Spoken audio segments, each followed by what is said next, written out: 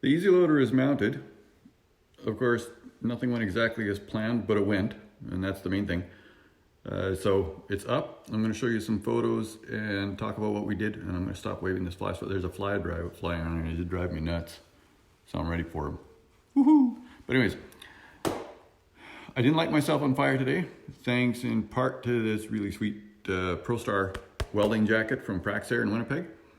And also I had a lot of help from Ryan, my nephew, who came down and helped with deck prep and driving forklifts and some steel cutting and the whole bit. So thanks to Ryan and Praxair, and yeah, I'll show you some pictures and then we'll go through from there.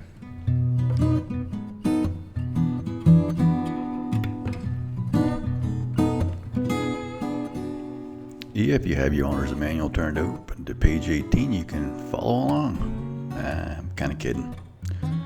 In any case, we're measuring out the deck here and the bottom, making sure that we can fit the Ezyloader where it is we want it. And it turns out that there's a cross member a little too close at the front end, so we will have to put in a shim. This 1/8 inch by 1 inch angle will do for that. And then that should give us a 10 inches space. So Ryan is here hacking up that piece of metal, cutting it out, and cutting off some 45s on the end so you don't hook it with your V-suit as you go by. In the meantime, I was measuring the hole to put that main post through. And that is offset from center. It's 3 inches off of center.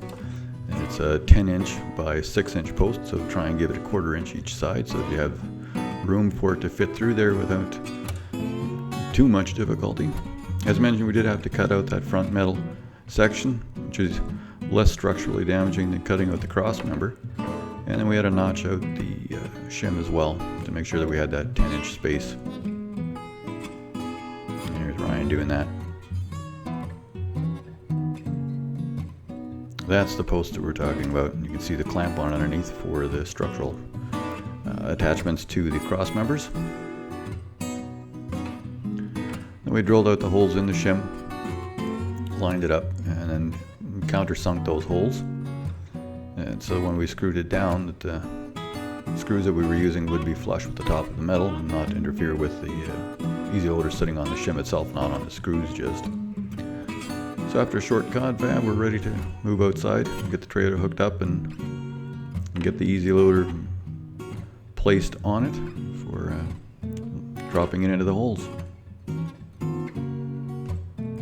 We did have this stand on the Ezyloader while it was in storage, sitting on the floor.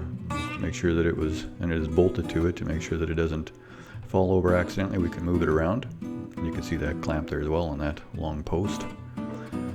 Off center to the right in this picture. And then we moved it out just a few feet. We did strap it down to make sure it wouldn't fall over, and used forklift and the skid steer with the forks narrowed just slightly wider than the Ezyloader, and then using straps to create a sling.